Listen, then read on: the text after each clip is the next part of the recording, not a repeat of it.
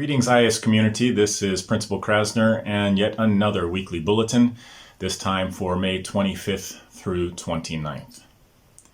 I want to begin with some school announcements. Starting June 1st, the school office will be open for regular office hours from 10 a.m. to 3 p.m.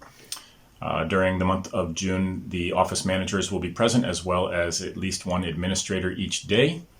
So if you have any school business to take care of, you can do so in person starting June 1st.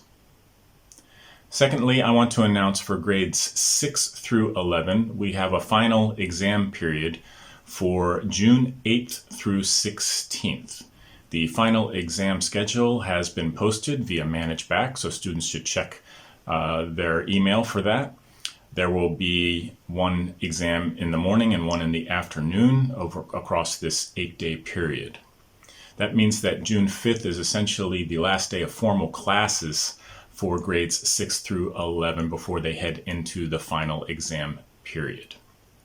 Now on to the more exciting extracurricular news. I want to congratulate the IAS Times staff, the writers, Miss Kendall Cartali for her leadership in producing issue 39. This is a special double issue that revolves around the theme of the COVID-19 crisis.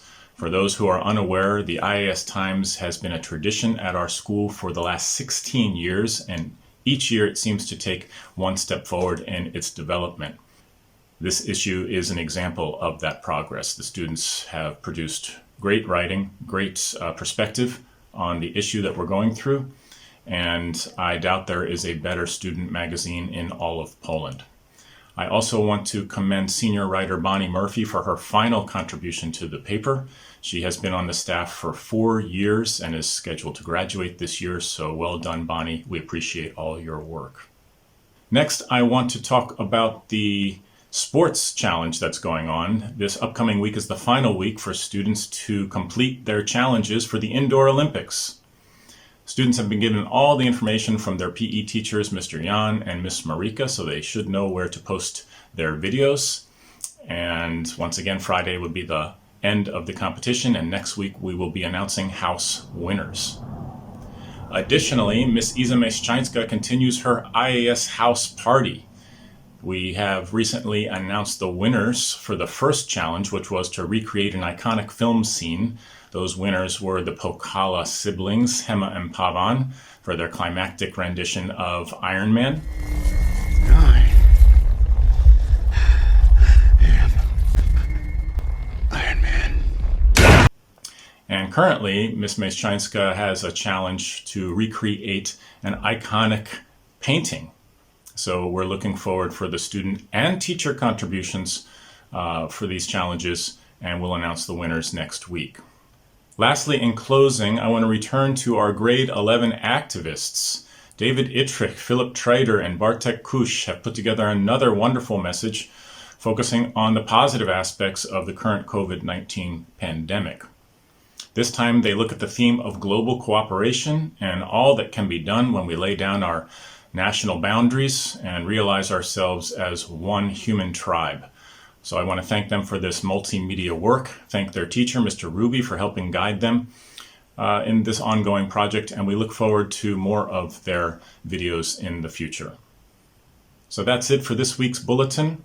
If you have any questions about the contents of this bulletin or previous ones, you know where to reach me at my email, and again, starting June 1st, we will have presence at the school for office hours. Take care, everyone. Hello, everyone! In this episode, we're going to focus on how different countries or collectives, such as the European Union, are cooperating with each other during these harsh times. Please enjoy!